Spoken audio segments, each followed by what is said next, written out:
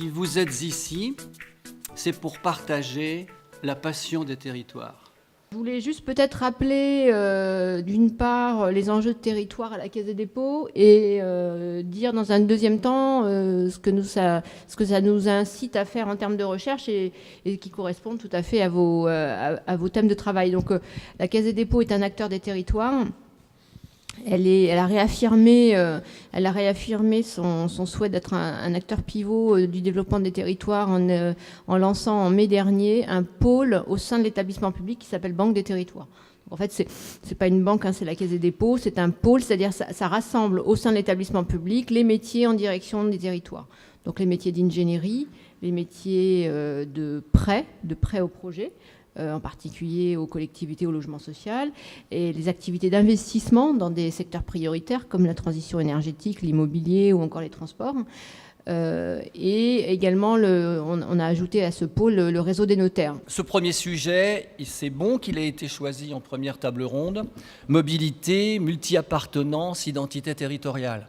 C'est un sujet qui semble être très important en France en ce moment, mais aussi en Europe, bassin méditerranéen et dans le monde entier. C'est vraiment très très important d'avoir les deux choses. Cette mobilité, bien évidemment, a des personnes qui sont mobiles, mais des objets aussi. Et ces personnes-là, par force des choses, ont et les statuts de la fixité et les statuts de la mouvance, de la mobilité. C'est-à-dire, il appartient à plusieurs mondes. Et je ne me réfère pas uniquement à l'échelle internationale, à l'échelle locale aussi, entre la ville et la campagne, entre un quartier à pas donné dans une ville et un autre quartier. Alors, la chose qui me pose plus de problèmes, c'est la question de l'identité. C'est déjà très très difficile et un concept chaotique quand il s'agit de l'identité personnelle, parce qu'il y a différentes phases de notre vie. On peut avoir des identités différentes.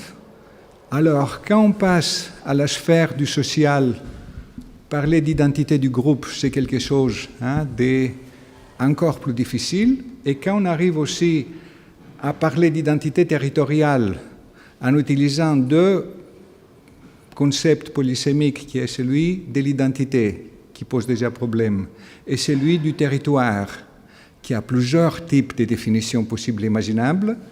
Et si on se mettait ici, dans cette salle-là, à dire qu'est-ce que l'identité pour vous, qu'est-ce que le territoire pour vous, si on est 100 personnes, je suis certain qu'on arrivera à faire 120 ou 150 réponses. Le tourisme comme négociation des identités est un concept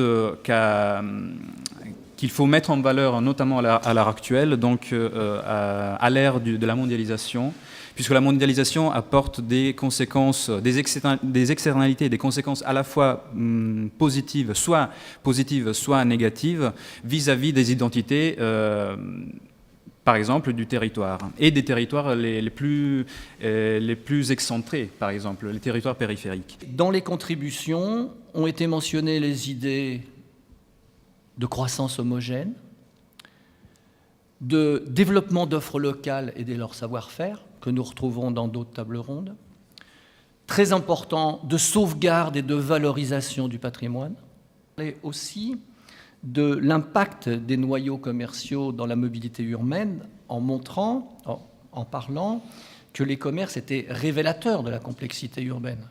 Les deux exemples sont pris dans des territoires que l'on appellera plutôt des territoires ruraux ou des territoires périphériques. Là aussi, je me méfie des termes. En tout cas, nous ne sommes pas dans des zones métropolitaines, c'est absolument évident. Et le questionnement que l'on peut donc avoir au regard de ces deux approches, c'est de se demander s'il y a des invariants dans les développements des territoires et dans cette relation travail-territoire, quelle que soit leur nature, donc justement. Vous dites une planification, une refonctionnalisation des territoires selon des critères incluant compatibilité environnementale, qualité de l'espace, sécurité, attractivité économique et culturelle apparaissent nécessaires. Donc on est dans une approche globale, ce qui évidemment est un peu l'un des une signature, je dirais, du séditaire, puisque nous souhaitons avoir une approche systémique des questions. En Italie, la question, ce qu'on appelle question de la montagne, est devenue un thème vital, surtout du point de vue de son étroite connexion avec les phénomènes du dépeuplement, en particulier du territoire de l'Apennin. Je me suis intéressée de façon particulière au territoire de Subiaco et j'ai analysé dans le sens diachronique et synchronique les modèles de gestion des territoires intérieurs. J'ai repercouru le développement de Subiaco en soulignant le rôle des monastères bénédictins dans le territoire de l'Apennin. Ce qu'on appelle cartiera en italien est devenu en effet un centre de production très important et ici a été reproduit le premier livre imprimé d'Italie. Donc l'analyse de ces ressources pourrait susciter une relance des systèmes locaux et la création de nouveaux liens, par exemple, entre les différentes zones productives qui ont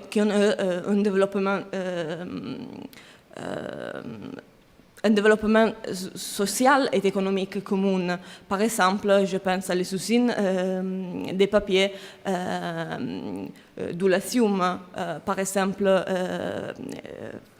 Sora, il Déliri, pour le contexte du centre d'Italie. Compte tenu de l'évolution des conditions de production, de consommation et d'échange, la culture devient une source déterminante pour l'attractivité des territoires.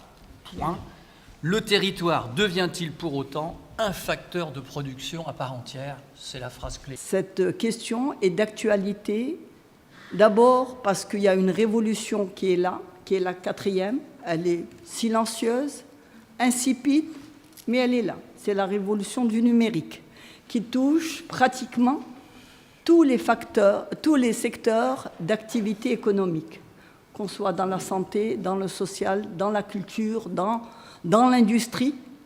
Aujourd'hui, je précise encore une fois, le numérique n'est pas les TIC, ce n'est pas les technologies de l'information et de la communication, c'est les applications du web sur les procédés de production qui, en fait, on se retrouve donc face à une nouvelle situation dans laquelle l'innovation que le gouvernement a essayé de démocratiser au niveau des territoires par le développement d'abord de systèmes nationaux d'innovation. Ensuite, après l'échec, on n'a pas pu produire un processus systémique à l'échelle du territoire. On est passé au système sectoriel. Aujourd'hui, on est dans une nouvelle problématique, celle de territorialiser donc et du nouveau rapport qu'a le territoire à l'innovation. Est-ce qu'aujourd'hui, les grandes avancées technologiques sont-elles également des ruptures politiques? Parce qu'à chaque fois qu'on voit qu'il y a une révolution qui est là, c'est la politique de l'État qui change. Une autre question qui n'est pas des moindres, ces ruptures aujourd'hui technologiques, parce que la 4e révolution qui est là depuis 2010 et qu'on appelle aujourd'hui aussi l'industrie 4.0, cette révolution est une révolution disruptive, ça veut dire de rupture. Ça veut dire qu'on est obligé aujourd'hui de réapprendre à produire, de réapprendre à apprendre, tout simplement parce qu'il y a de nouvelles connaissances qui sont là. Donc l'autre question qui s'impose, ces ruptures technologiques, des technologies aujourd'hui avancées, sont-elles une redéfinition du rôle du territoire? Aujourd'hui, le territoire, on peut l'imaginer autrement. Il peut être uniquement virtuel. On peut aujourd'hui se connecter, on fait partie des réseaux mondiaux de chercheurs. Mon sujet humain et philosophique, c'est l'Algérie et son développement d'une manière générale. Alors, cela me pose des questions. D'abord, la notion de culture elle-même. Qu'est-ce que c'est qu'une culture? Est-ce qu'on est en train de parler de la culture sociologique qui implique bien sûr l'identité, les croyances, les coutumes, la religion, etc. Ou nous sommes en train de parler, puisque le sujet est bien le territoire, un nouveau facteur de production, est-ce que nous sommes en train de la culture managériale, c'est-à-dire la manière dont la croissance se traite par les opérateurs eux-mêmes, quel est le comportement des travailleurs vis-à-vis de ces problèmes de croissance, etc., etc., etc. Donc il faut définir ça. Moi, en tant qu'économiste, bien sûr, je n'ai pas d'autre définition que la culture, ce que nous appelons, nous, les anticipations rationnelles des agents économiques. L'idéologie de base de l'Algérie tient à la solidarité, tient absolument à la cohérence et tient précisément à l'État. Ça, c'est les textes qui ont fondé l'Algérie sont ainsi faits. Et donc, dans la notion de culture, quand on dit le territoire, la culture et le territoire, ou la culture, le territoire et par ailleurs la productivité, me pose problème. Parce que l'idéologie, c'est ce qui unifie tous les territoires. Et toutes les économies ont et toutes les nations ont une idéologie. Or, vous oubliez totalement l'idéologie pour me parler, moi, de culture. Mais de quelle culture nous sommes en train de parler? C'est ça le gros problème. Le territoire est un espace géographique vécu auquel les habitants s'identifient, au sein duquel existent certaines valeurs communes, une identité partagée et des réseaux d'interaction socio-économique. Donc, le territoire, on peut réduire sur 3 points. Le territoire, communauté de coordination, un ensemble de relations et un système de gouvernance. On doit parler alors de l'aspect méthodologique de la contribution. Car c'est vrai, il y a des actions qui sont surtout des actions européennes et nationales aussi, mais on doit regarder la situation sur le plan d'une évaluation qui regarde les points de force et les points de faiblesse du territoire, et pour établir aussi les menaces et les opportunités que le territoire a, que la ville a. La ville qui est dans une région qui est une région dynamique sur ce point de vue. Le modèle industriel, c'est un modèle top-down qui est un modèle qui n'avait pas une sorte d'acceptation de la population, car nous savons que le choix de l'industrie a été un choix surtout lié au chômage, à la question du travail. La question qui se pose derrière, c'est comment finalement a-t-on pu effacer dans nos représentations les ouvrages qui ont trait à l'énergie, comme si finalement l'énergie était à la fois une source d'immanence technique qui a énormément contribué à l'organisation de nos métabolismes urbains et territoriaux, et qu'en même temps, cette immanence a débouché sur sa propre disparition dans nos modes de représentation. On les a mis de plus en plus loin des villes. Les centrales électriques, au départ, étaient dans Paris, dans les arrondissements. On a caché dans les villes, pas partout, mais on a caché les réseaux, on ne les voit plus. Et puis on a aussi, du fait de cette propre immanence, complètement obéré la question de leur valeur économique et de leur coût économique. Ce qui est vrai pour l'énergie hier, ce qui est complètement vrai aussi pour le numérique aujourd'hui. Vous semblez les uns et les autres converger vers une vision globale de tout projet territorial, ce que Mme Mansour, je vous cite encore, explicite comme devant être considéré dans le cadre de variables politiques, économiques, sociales et culturelles.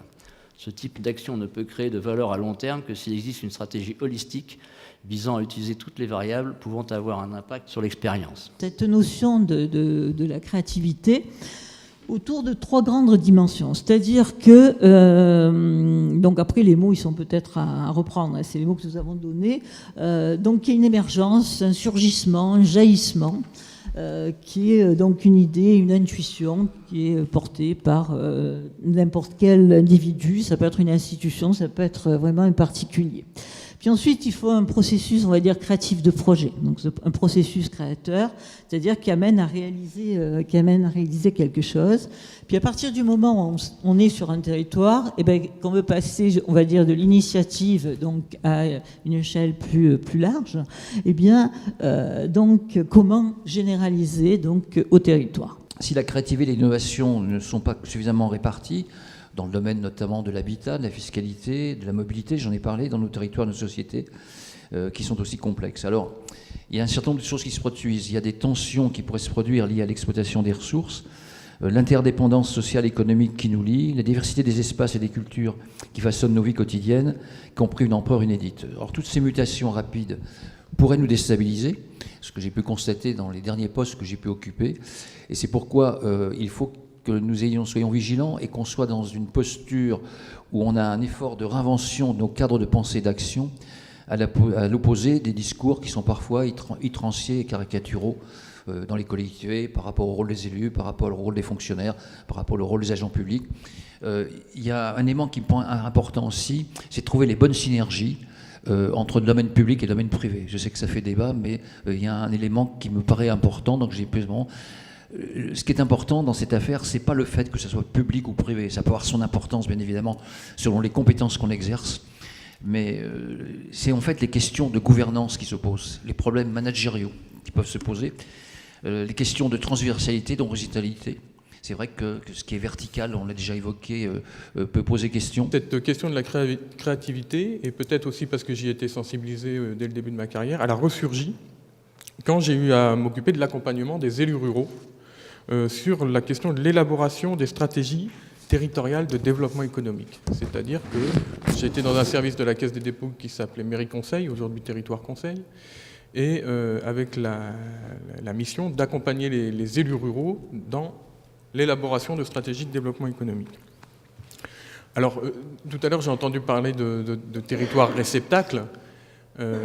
Immédiatement, j'ai été obligé, je dirais, de me positionner un peu autrement, puisque justement, les territoires ruraux ne sont pas des réceptacles naturels du développement. Les réceptacles naturels du développement se concentrent plutôt dans les agglomérations, voire dans les métropoles. La mission que nous avons eue, c'est de travailler par le rapport qu'avaient les professionnels du social, du territoire, à leur territoire de travail quotidien. Et nous avons travaillé à partir d'une enquête photographique. Nous avons posé un questionnaire et nous avons demandé à des responsables d'EHPAD, à des infirmiers dans les hôpitaux de la métropole clermontoise qui intervenaient sur ce territoire-là, à des assistantes sociales, à des personnels administratifs de structures sociales, de faire des photographies pour répondre à des questions qui avaient trait à leur rapport à l'intercommunalité, à des éléments auxquels ils étaient attachés et dont ils ne pourraient pas se passer. Nous avons monté une exposition pour faire tourner cette exposition dans le territoire et comprendre encore un peu mieux quel était ce rapport au territoire et quel pouvait être le rapport de ses habitants à cette future maison de service au public, puisqu'il était question de ça derrière. La démarche de laboratoire, la démarche de créativité qui est impulsée par ces agents est intéressante parce qu'elle permet d'aller sur les territoires avec une modalité d'intervention qui n'est pas uniquement l'action culturelle événementielle, qui n'est pas uniquement la défense des droits culturels, et qui est aussi une forme d'engagement sur comment on peut accompagner dans la proximité des politiques qui soient adaptées et qui soient territorialisées. Donc vous l'avez souligné à nouveau, la création d'un lieu nouveau dans un espace existant a permis à la population de se réapproprier cet espace.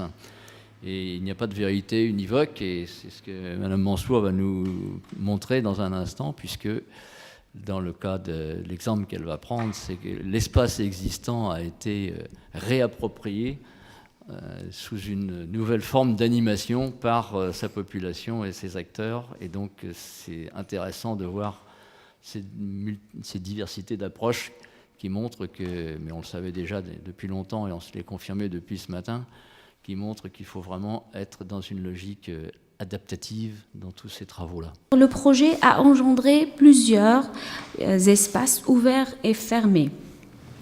Voilà donc parmi les mécanismes bien sûr utilisés par le designer, c'était bien sûr les moyens techniques, le décor, les dispositifs d'éclairage, bien sûr, et la musique. Le projet a engendré des espaces, j'ai dit, ouverts et fermés. La première catégorie comprend les espaces fermés, les activités et d'une façon habituelle le même principe de valorisation d'espace. La deuxième catégorie comprend les espaces ouverts, conçus pour les performances artistiques, qui servent à composer des activités les plus importantes de l'événement. Ces performances évoquent des personnages, un temps et un espace en harmonie avec le thème. Elles traitent un espace important dans l'espace occupé, comme l'occupation, bien sûr, de chaque performance, la perception change de la même façon. Il existe des règles pour concevoir ces performances. Elles doivent simplement être en concordance avec la nature de l'espace. Nous allons passer à métropolisation et territoire périphérique. Il y a deux courants de pensée. Il y a ceux qui pensent que la métropole se résume à la zone dense, celle qui est très habitée. Et il y a ceux qui pensent que la zone dense ne peut pas vivre sans la zone diffuse, qui lui permet de respirer et de s'alimenter. Voilà. Et donc le débat, il est là. Le tourisme peut être révélateur à l'heure actuelle de nouvelles fractures sociales qui se produisent autour de la Méditerranée et notamment par rapport aux flux internationaux. On parle aujourd'hui même trop des flux des migrations, des flux de migrants, mais il faut tenir compte aussi des flux touristiques dans le cadre de la mobilité internationale. Et cela apporte des nouveaux enjeux, de nouvelles problématiques au niveau de la gestion de la ville. Et en parlant de gestion de la ville, je souhaiterais arriver au point, disons, des politiques publiques que l'on peut concevoir pour faire face à ce nouveau phénomène. Et la ville de Barcelone est a joué le rôle d'un ballon d'essai par rapport à une nouvelle vision de la gestion de la ville. À partir de l'élection en 2015 de la nouvelle maire ou mairesse, Ada Colau, à la tête d'une liste Barcelona Comú qui est liée au mouvement Podemos. Et pourquoi je cite son cas? Puisque cela a déclenché une nouvelle vision de la gestion de la ville, et en étant connoté, davantage connoté du point de vue de la participation citoyenne. Simplement resituer pour tout le monde l'organisation. Vous avez la ville de Paris, 20 arrondissements, 2,3 millions d'habitants. Une métropole actuelle, dans sa définition administrative et légale, pas forcément réelle, mais administrative et légale, qui comporte la ville de Paris, plus les 3 départements qui l'entourent, Hauts-de-Seine, Seine-Saint-Denis, Val-de-Marne. La véritable définition de la métropole qui a fonctionné pendant une dizaine d'années intégrait donc Paris, ce qu'on appelle cette petite couronne, les 3 départements que je viens de vous donner, plus une partie plus le prolongement de la zone dense plus loin dans le territoire. Donc ça mordait sur un peu de Seine-et-Marne, un peu d'Essonne, un peu d'Yvelines et pas mal du Val d'Oise, les 4 départements qui forment la Grande Couronne. Et ceci représentait 10,5 millions d'habitants. L'approche leader dans toutes les politiques ou toutes les documentations européennes insiste sur cette caractéristique principale à partir de la création des stratégies locales de développement. Ensuite, elle insiste sur une approche ascendante, donc la démarche d'intervention, c'est du bas en haut. Ensuite, on insiste sur la création de partenariats publics-privés. Et ce sont surtout les groupes d'action locaux comme associations intercommunautaires qui peuvent réaliser l'implémentation de ce type de stratégie. L'accent est mis surtout dans la actuelle période d'absorption sur l'innovation et comment peuvent apporter de l'innovation dans ces milieux ruraux. Donc le débat est bien celui que l'on a dit au départ. C'est est-ce que la métropole se résout à cette zone purement dense, quelle qu'en soit la définition, quel qu'en soit le périmètre que l'on fixe, ou est-ce que cette zone dense ne peut vivre qu'avec son propre voisinage et qui l'alimente et fait une interaction avec lui. En dépit de la mondialisation et des évolutions technologiques, certaines composantes restent profondément ancrées territorialement. Je crois que ce qu'on a dit depuis hier matin l'a largement démontré. Et donc la question se pose de construire une réelle articulation entre les politiques locales, nationales et supranationales D'où cette question et cette notion de gouvernance multiscalaire. La fabrique de la métropole ne peut pas être centralisée, elle ne peut être que décentralisée. On doit l'amener le plus près possible de l'habitant. Ce que nous essayons de faire, c'est d'encadrer la métropolisation qui était galopante au plan économique, mais qui n'était pas régulée au plan humain et social. Parce que la métropolisation, elle existe dans le monde entier. Quelle que soit la capitale, il y a forcément les effets de l'urbanisation dense d'un centre qui se développe, qui crée des richesses, etc. Or, quand vous regardez comment on classe les métropoles dans le monde, on les classe sur le PIB, on ne les classe pas sur le domaine culturel, sur le domaine social, sur le domaine... non, on le classe sur le domaine économique. Et donc, le projet sur lequel je travaille au sein de la métropole du Grand Paris, sur le projet métropolitain, c'est sur quelque chose de tout simple. C'est il doit être destiné à améliorer la qualité de vie de tous les habitants qui composent le territoire concerné. Le deuxième point, c'est réduire les inégalités sociales et territoriales qui existent sur l'ensemble du territoire. Voilà, moi, le message que je voulais vous passer ce matin.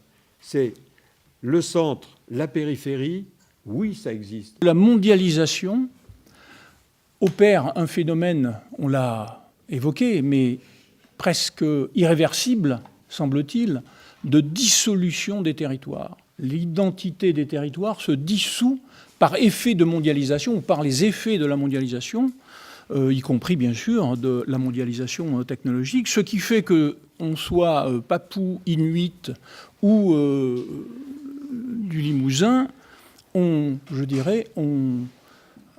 perd son identité. Et pire que cela, c'est la mondialisation, cet acteur multiforme, polymorphe, qui affecte au territoire, quel qu'il soit, y compris dans le désert, sa vocation stratégique. Aujourd'hui, mondialisation, ressources, accaparement des terres, on voit bien le sujet. Ce qui fait que nous devons nous poser cette question de, je dirais, cette identité territoriale. Regardez si on imagine une balance. Ce petit triangle en bas, c'est un processus systémique qui doit être fait entre décentralisation de l'investissement, d'accord ? Le deuxième, c'est la déconcentration du pouvoir vers les autorités locales. Et le sommet, c'est la participation citoyenne. Vous voyez qu'il y a des pointillés. C'est-à-dire que la balance peut aller ou vers la gauche ou vers la droite.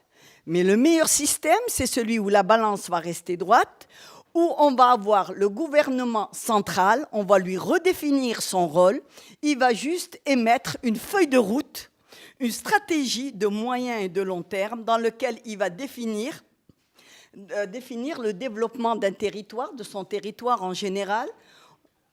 Il va émettre un schéma directeur de l'industrie, comment il projette de voir son industrie. Et le troisième point, un schéma d'aménagement du territoire pour attirer vers les zones désaffectées par le développement. J'avais interpellé des gens de l'ONU en disant finalement pourquoi l'économie sociale et solidaire n'est pas représentée auprès de l'ONU. Et là on m'a répondu gentiment, écoutez, il y a des leading groups, il y a des merge groups reconnus par l'ONU, alors les femmes, l'industrie, l'éducation, l'agriculture, les ethnies, etc. Et ils nous ont dit vous êtes partout. Sauf que quand on est partout, on est où ? Eh ben, on est nulle part. Et donc, on a pris nos bâtons de pèlerin et on a réussi petit à petit, en une année, à créer un leading group international de l'économie sociale et solidaire auprès de l'ONU et qui, par ailleurs, fait aussi partie de ECOSOC, qui est le Conseil économique et social de l'ONU. Donc, l'idée, c'est qu'on a cette gouvernance multiscanner qui est au niveau international, supranational, et que l'ESS a su répondre à quelques-unes de ces grandes problématiques. Voilà, au niveau de ces orientations qu'elle défend. Alors, au niveau des territoires, si l'on fait un retour sur la France, l'on peut voir que depuis les années 2000, on a un tournant au niveau des politiques industrielles. C'est-à-dire que progressivement, avec la mondialisation, avec l'Internet et la connectivité accrue, et avec l'industrialisation des services, les politiques industrielles ne sont plus forcément orientées vers des grands secteurs d'activité, mais elles vont progressivement s'orienter vers des outils d'ingénierie territoriale pour répondre à l'évolution de la société.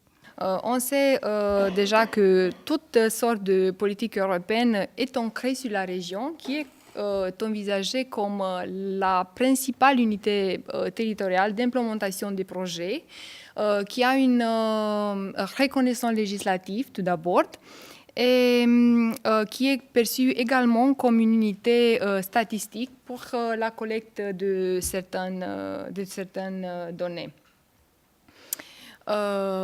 Du point de vue administratif, on sait déjà que l'Union européenne a les premières cartes territoriaux ancrées sur la région, n'importe quelle soit sa dimension, et les dernières découpages administratifs font référence aux micro-régions et aux municipalités. Pour la Roumanie, la situation a essayé d'adopter ce type d'unité administrative. On a 4 macro-régions comme l'étalon supérieur de l'État. Ensuite, on a 8 régions de développement de 2008 qui ne sont pas du tout légiférées. Donc, elles existent comme unité seulement pour l'implémentation de certains fonds européens, mais elles n'ont pas un pouvoir législatif. Si je prends la question du territoire de la région de Marrakech qui est en cours de métropolisation, je sais que c'est un terme à la mode, mais bon, il y a une métropolisation en cours. Le fait de se pencher uniquement sur une approche purement économique ne me paraît pas satisfaisant. Il faut, je pense, une approche pluridisciplinaire. Et c'est là où l'approche par la dérogation par rapport aux documents d'urbanisme m'intéresse, parce qu'il y a cette possibilité de connecter le juridique, bien sûr le social, le culturel, mais le juridique et l'économique. Quand un investisseur veut investir dans la ville, il a la possibilité de demander à l'administration de déroger aux règles urbanistiques. Moi, je pense que cette façon de faire qui doit être une exception, elle ne doit pas être généralisée. Mais au Maroc, c'est pratiquement 53 milliards de dollars qui ont été investis. Pendant ces présentations, j'ai eu des confirmations. La confirmation que, pour vous, le territoire est au centre du monde. Votre territoire, mon territoire, où j'habite, c'est pas. Et aussi, du point de vue de la logique, je pense qu'on a presque suivi, presque tous, la même logique. Une logique, je ne sais pas comment se dit, holistique en français, c'est correct? Ce n'est pas transdisciplinaire, c'est holistique, c'est-à-dire de prendre des concepts, des contributions des autres disciplines, le mélanger, faire une chose.